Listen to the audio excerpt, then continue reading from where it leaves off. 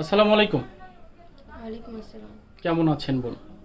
কেমন থাকবো আর কেমন থাকার কথা বলেন? ভালো না থাকারই কথা, তারপরও আমাদেরকে বলতে হয় কেমন আছেন। যত কষ্টের মাঝেই থাকুক, একটু আলহামদুলিল্লাহ বললে উপর আল্লাহ অনেক খুশি হয়। তো আমরা তো এর আগে আপনার কাছে বিভিন্ন কথা জানতে চেয়েছি, আপনি বলেছেন, এবং দর্শকও অনেক কথাই আমাদের কাছে জানতে চেয়েছে যে আসলে বর্তমানে নাহিদের যে স্ত্রী এবং তার মা, একমাত্র উপার্জন ছিল সংসারের নাহিদ। আসলে এই নাহিদ সংসারে যে উপার্জন করে সম্পূর্ণ টাকাগুলো তো সংসারই ব্যয় করত। জি। আচ্ছা, আমরা এই কারণেই মূলত একটু জানতে চাচ্ছি, সেটা হলো যে যেহেতু নাহিদ প্রধান উৎস ছিল সংসারের, কারণ এর আগে অনেকটি পর্ব করা হয়েছে বিভিন্ন কথা নিয়ে, এবং পরিবারকে নিয়ে তেমন একটা আলোচনা হয়নি, এই জন্য এই দর্শকের উদ্দেশ্যে এবং অনেকের মতামত ছিল এই কারণে যে কি করবে বা কিভাবে চলবে তারা। তো আমরা শুনেছি যে অনেকেই সাহায্য সহযোগিতা এবং আপনার চলার জন্য মেশিন বলেন, কিছু অর্থ বলেন দিয়েছে সাময়িক, জি। এবং আপনাদের মেডিকেল খরচ ছিল বা এই মৃত্যুর পরে অনেক খরচ ছিল, এইগুলো আপনাদের মোটামুটি কাটিয়ে উঠেছেন যে সহযোগিতাটা পেয়েছেন, তাই না বোন? জি। মানে যে নগদ যে অর্থটা পেয়েছেন, আসলে এই 5-7 দিনে যে আপনাদের খরচটা হয়েছে, এর থেকে মোটামুটি আপনারা খরচটা করে আহ, একটু স্বাভাবিকভাবে ফিরে এসছেন, তাই তো? জি। আচ্ছা, তো আমরা শুনেছিলাম যে আপনার ফ্যামিলির থেকে মতামত একটি দোকান প্লাস আপনার একটা চাকরি, আপনি প্রতিবারই বলেছেন যে আমি আসলে অবস্থান অবস্থান ভবিষ্যতের কথা বলার মাত্রই আপনি বলেছেন যে আমার একটা চাকরি, ঠিক আছে, আপনার চাকরি হলে আপনার একটা অবস্থান হবে, কিন্তু নাহিদের পরিবারের কি হবে? আমরা আপনার কাছে প্রশ্ন রাখছি। আমি যদি তাদের সাথে থাকি অবশ্যই তাদেরকে তো আমি দেখবো। তারা তাদের ছেলে ছিল, তাদেরকে দেখছে না। তো সেরকম যদি আমার ভাবে যে মেয়ে, হয়তো বা ছেলে গেছে কি হয়েছে, মেয়ে তো আছে। যদি মেয়ের মতন আমার দেখে, মেয়ের চোখে দেখে আমারে, অবশ্যই তাদের তারা মানে তাদেরকে ঘিরে থাকবোই আমি। বোন, আপনি বলেছেন, কিন্তু আপনার পরিবার বা আপনার আত্মীয় স্বজন যদি এই বিষয়টা যদি না চান, তাহলে কি করণীয়? আমার আত্মীয় স্বজন, আমি যদি ওর দিকে মানে করি, তো আমার আত্মীয় স্বজন কি বলবে আমি যদি এদিকে থাকি? আপনি তো যদি থাকেন, সমাজ কিন্তু আপনাকে থাকতে দিবে না। কি করণীয় আসলে, আপনার সলিউশনটা কি? সামাজিক যে একটা কথা যে আপনি মাত্র জীবনটা শুরু করেছেন, 7 মাস আপনার জীবনটা অতিবাহিত হয়েছে, নতুন জীবন যেটাকে বলে আপনার সংসার জীবন, সেই জীবনটাকে আপনি 7 মাস অতিবাহিত করেছেন, তার মাঝেই আপনার আপনার স্ত্রী আপনার হাজব্যান্ড আপনি না ফেরা দেশে চলে গেছেন অকাঙ্ক্ষিত একটা ঘটনায়। তো আসলে এই 7 মাসের জীবন আপনি পার করে এসেছেন, এখন আপনি কি করে বাকি জীবনটা এই নাহিদের পরিবারের সাথে থাকবেন? থাকতে চাইলেও কিন্তু আপনি পারবেন না, সমাজ আপনাকে থাকতে দিবে না। সে বিষয়ে আপনি ভাবছেন কিনা? সে বিষয়ে ভাবছি আসলে। যদি 4-5 বছর যায়, যদি আমার একটুখানি আসে বা হয়তো বা আমার ফ্যামিলি দেখে ভালো, যদি আমি ওইটা কাটা উঠতে পারি, তাহলে হয়তো বা কিছু চিন্তা ভাবনা করবো। মূল কথা আপনি বলতে চাচ্ছেন যে আমি বর্তমানে যেই শোক হতো আমরা আছি, অন্তত 2-1 বছর আমরা এই অবস্থানে থাকতে চাচ্ছেন। জি। তারপর কি আসলে এই পরিবারের মাধ্যমে কি আপনি নতুন কোনো জীবনে পা রাখতে চান কিনা, বা এরকমের কোনো চিন্তা ভাবনা আছে কিনা? আপনি এই পরিবার থেকে আলাদা হয়ে যাবেন কিনা, এই রকমের, বা এদের উপরে ভার দেবেন কিনা? এটা শুধু একমাত্র আপনার উপরই ডিপেন্ডেন্ট। আমার উপরে ডিপেন্ডেন্ট মানে মানে তারা যদি আমার মেয়ের মতন রাখে, আমার যদি মেয়ের মতন আগলায় রাখে সবসময়, যেরকম তার ছেলেরে আগলায় রাখছে, সবসময় বুকে নিয়ে রাখছে, আমারে যদি ওরকম করে রাখে, অবশ্যই আমি তো থাকবো। তো আমারে যদি ওরকম করে না রাখে, আমার উপরে যদি আমারে যদি মানে বিভিন্ন কথা বলে, মানে মারতে তো আর পারবে না, কথা দিয়েই তো বুঝাবে যে তুই চলে যা, মানে বলতে তো পারবে না সরাসরি তুই চলে যা, বিভিন্ন কথা দেয়া, বিভিন্ন দিয়ে বুঝাবো। যদি এরকম করে নাই করে, যদি না ভাবে যে আমার তো ছেলে চলে গেছে, যদি আমার আজকে একটা মেয়ে থাকতো, হয়তো বা তার বিয়ে শাদী দেওয়া লাগতো, তার তারে দেখানো লাগতো, তারে কেমনি কি ভালো হইব, তার কেমনি কি করা লাগবো তার জন্য, সেরকম ভাবে যদি তারা ভাবে, তাহলে অবশ্যই তাদের কাছেই আমি থাকবো। বোন, আপনি যেটা বলেছেন এটা সম্পূর্ণ আবেগের কথা, কিন্তু আসলে আবেগ দিয়ে জীবন সংসার কিছুই চলে না। বর্তমানে যারা এই মুহূর্তে যারা দর্শক আমাদের প্রোগ্রামটি দেখছেন, আমরা আসলে তাদের উদ্দেশ্যে, এবং যারা এই মুহূর্তে আমাদের সাথে আছেন, আমি সেই উদ্দেশ্যে বলছি, বিষয়টা হলো যে আপনি যে কথা বলছেন সম্পূর্ণ আবেগ, এইটা নিয়ে আসলে ভবিষ্যতে কোনো কায়দায় এটা চলতে পারে না এবং চলবে না।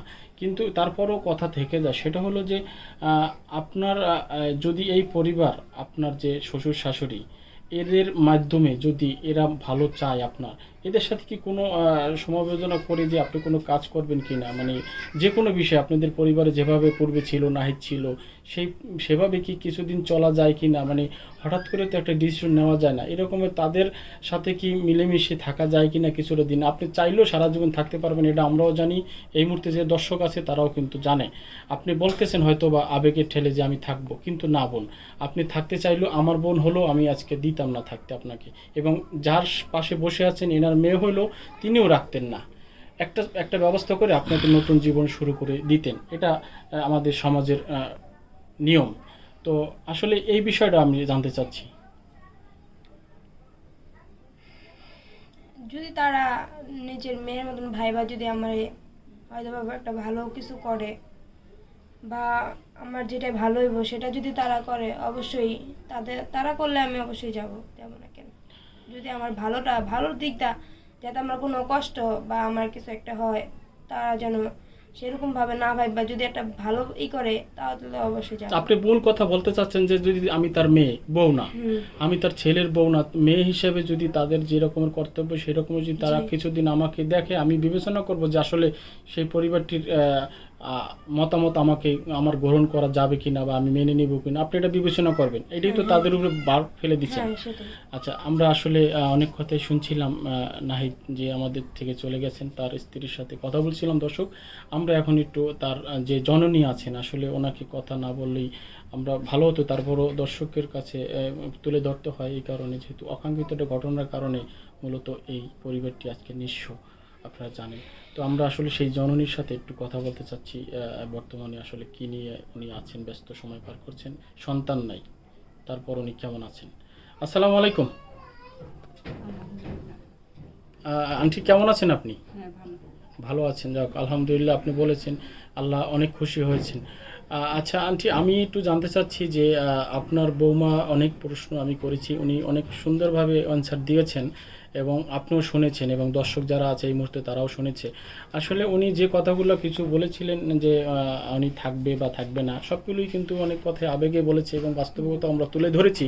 উনি বললে তো আর সেটা মেনে নেওয়া যাবে না, যেটা সমাজ মেনে নেবে না আমরা সেটা বলতে পারবো না, কারণ উনি এখন একেবারে নর্মাল অবস্থায় আছে, উনি স্বাভাবিক নাই আমাদের মতন। যাই হোক, ওনার কথা সব ধরা যাবে না, উনি থাকতে চাইলেও আপনি রাখতে পারবেন না। তো আসলে আন্টি, আপনি আপনার যে বৌমা বা আপনার মেয়েই বলেন, একে নিয়ে আসলে কি চিন্তা ভাবনা আপনাদের? ওকে নিয়ে চিন্তা যে ওখানে আমি সবসময় বলি যে তুমি নাহিদ মারা গেছে তো ওকে তো আমি আর পাবো না, ওকে নিয়ে তো আমি আর এখন আর পাবো না। তুমি এখন আসো, তুমি আমি যেভাবে চালামো তুমি ওইভাবে চলবা, তুমি ওইভাবে থাকবা। তো আমার মেয়ে হলো তো আমি এটাই বলতাম না যে তুমি এভাবে থাকবা, এখানে যাও না ওখানে যাও না। এখন মনে করেন ও আমার মেয়েই, ও যেমন বলছে আমার যদি ঠিক মতো রাখে তা আমি থাকবো। আর আমি যে বলি যে তুমি আমার মেয়ে, তুমি যে 10 জায়গায় যেতে বলে না যা, আমি যে বলবো যে তুমি তার 4 দেয়ালের মাঝখানে থাকো। ও চাকরি চেয়েছে, চাকরি করো, বাসা আসো, ঘরে থাকো। ওই যে শুই না আমার ঠিক মতন একটা স্বাভাবিক মানুষ যেমন দেখশন, একটা মা দেখশন করে রাখে, মা হিসাবে যে দায়িত্বটা ওই হিসাবে যদি থাকে তাহলে আমার কাছে থাকবে। আর যদি মনে করেন জ্বর মাথায় সেন্সে যদি আসে যে আমার ভবিষ্যতে একটা আমার অন্য ঘরে যাই দেবো, সেটা ফ্যামিলি আছে, আমার আছে, 10 জনে মিলে দেয়, তাহলেও যেতে পারবে। অনেক ধন্যবাদ মা, আপনাকে আমি বেশি প্রশ্ন করব না, আপনি সুন্দর একটা অ্যান্সার দিয়েছেন। আপনার বৌমার কথার ভিত্তি ধরে আপনি যে কথাগুলো দিয়েছেন, এক কথায় সুন্দর একটা অ্যান্সার দিয়েছেন, আমরা আসলে আপনাকে ধন্যবাদ জানাই। তো আরেকটা জিনিস আমি জানতে চাচ্ছি এবং আপনার বৌমার কাছে বা আপনার কাছে, সেটা হলো যে আমরা শুনেছি যে আপনার ফ্যামিলি চালানোর মতন অ্যাবিলিটি বর্তমানে নেই, যতটুকু আমরা জানি এবং দেখেছি, নিজে এসে আমরা আপনাদের বাসায় এসে দেখেছি এবং দর্শকও দেখেছি বিভিন্ন চ্যানেলে, মিডিয়াতে। তো বিষয় হলো যে শুনেছি একটা দোকানের ব্যবস্থা, মালিক সমিতি হোক, যেই হোক, প্রতিবেশী হোক বা অনুদানের টাকায় হোক, এই দোকানটা আসলে মূলত কে করতে চায়? আমার ছেলে যে মারা গেছে নাহিদ, ও বলছিল ওর কাছে যে একটা দোকানে খুব শখ ছিল, খুব শখ, কারণ ওকে তো আর আমি পাচ্ছি না, ও তো আমার কলিজার টুকরা চলে গেছে। এখন আমি চাচ্ছি এই দোকানদার বাবা যে করতে পারে, ও যদি আমার লগে থাকে, তো ওর বাবার যদি থাকে, ওর বাবা যদি চাকরিটা এই দোকানটা করে, তাহলে আমরা সবাই এক পরিবারের ভিতরে আছি। আচ্ছা তো ওটা ওর থাকলে তো আমরা সবাই মিলে এক সংসারে থাকবো, চলবো, জি। খাবো। আর ছোট ছোট ভাই আছে, ওরা লালন পালন করবে, থাকবে, এটাই। এখন ডালিয়ার প্রশ্ন, যে বোন আমাদের পাশে বসে আছে আপনার বৌমা, ওর প্রশ্ন হলো যে একটা দোকান তো দিলে আমার শ্বশুরে দিবে, কিন্তু এখানে আসলে আমার কর্তৃত্ব থাকবে না, যেটা আমরা নিয়ম অনুযায়ী আমরা কথা বলতেছি তার কথার ভিত্তি ধরে, যে তার দোকান দিলে নাহিদের নামেই আসবে, কিন্তু আমি তো নাহিদের স্ত্রী, ওখানেও আমার অধিকার আছে। আসলে সেই জিনিসগুলো আমরা একটু জানতে চাচ্ছি, যে দোকানটা যদি নাহিদের অনুদানে, নাহিদের স্মরণেই আসুক, যে নাহিদ কমপ্লেক্স হোক বা নাহিদ দোকান হোক, যে কোনো নামই নাহিদের নামই একটা আসলো, সেখানে কিন্তু যেমন আপনি অগ্রাধিকার, আপনার বৌমা কিন্তু কিছু অংশে পাবে। তো সেই দিকগুলো আপনাদের ভিতরে আসলে কিভাবে দেখছেন? কিন্তু এর আগে একটি প্রশ্ন তিনি করেছিলেন দর্শকের উদ্দেশ্যে, এবং আমাদের কাছে প্রশ্ন রেখেছিলেন যে তিনি একটা চাকরি করতে চায়। আসলে মূলত এই প্রথম যদি আপনাদের একটা দোকানের ব্যবস্থা করে দেওয়া হয়, এবং এমনকি চাকরি যদি আপনার বৌমার না হয়, তাহলে আসলে এখানে কিভাবে আপনারা দুইজনের ভিতরে সমঝোতাটা কিভাবে আপনারা করবেন? যদি ওই চাকরি চায়, জি তা তো চাকরি করলে আমাদের সাথে থাকলো, জি আর যে চাকরি